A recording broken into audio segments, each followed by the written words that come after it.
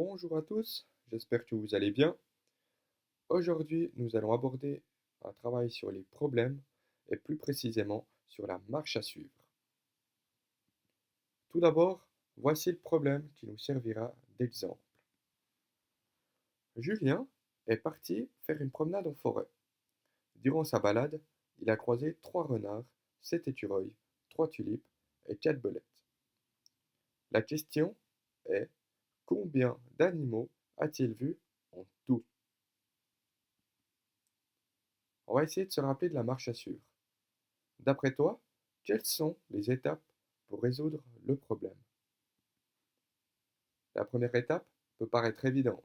Il s'agit de lire le problème et de s'assurer de comprendre tous les mots du problème. Une fois que ça c'est fait, je peux m'imaginer la scène dans la tête et si j'ai besoin, je peux également la dessiner. Après cela, je sélectionne les informations importantes. Et c'est uniquement lorsque ces 3 étapes sont faites que je peux faire mon calcul.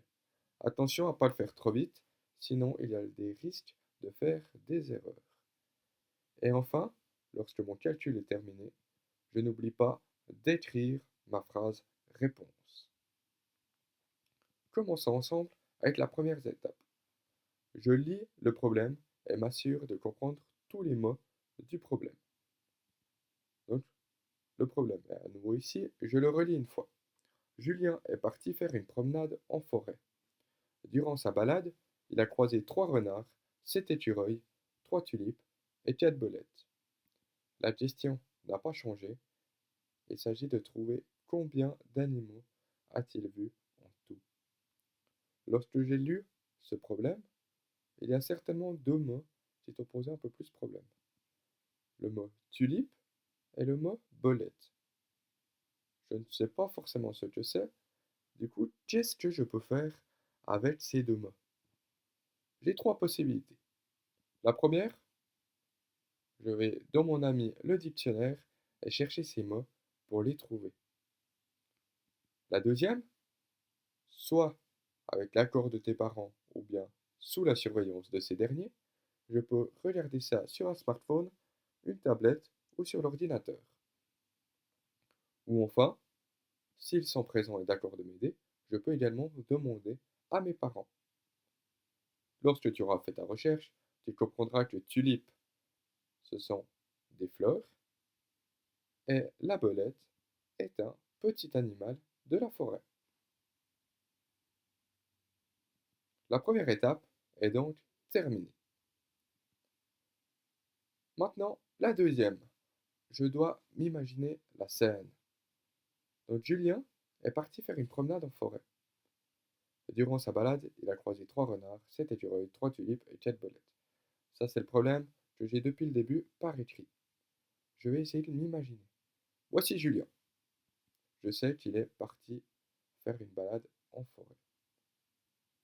On me dit qu'il a vu 3 renards, 7 écureuils, 3 tulipes et 4 belettes. J'ai simplement ici dessiné ce qu'il se passait dans ma tête. Il est important que tu fasses de même pour bien t'imaginer le problème et pour pouvoir le résoudre plus facilement. La deuxième étape est maintenant terminée. La troisième étape, je dois sélectionner mes informations importantes. Pour ceci, je dois me rappeler la question. La question était: combien d'animaux a-t-il vu en tout? Donc je dois bien m'intéresser aux informations qui parlent d'animaux. Donc, grâce à mon dessin d'avant, j'ai pu voir que j'avais 3 renards, 7 écureuils, 3 tulipes et 4 belettes. Je vais prendre les cas par cas. Est-ce que les renards, c'est important dans mon problème? La réponse est oui. Même question pour les écureuils. Est-ce que les écureuils sont importants? Oui. La tulipe. Est-ce que la tulipe est un animal? La réponse est non. Et enfin, la belette. Est-ce que je dois la prendre dans mon exercice? Évidemment que oui. Maintenant que j'ai sélectionné mes informations importantes, je peux repartir avec les informations qu'ils le sont, et les informations qui ne le sont pas, je peux les mettre directement à la poubelle. J'en ai plus besoin. Troisième étape, terminée.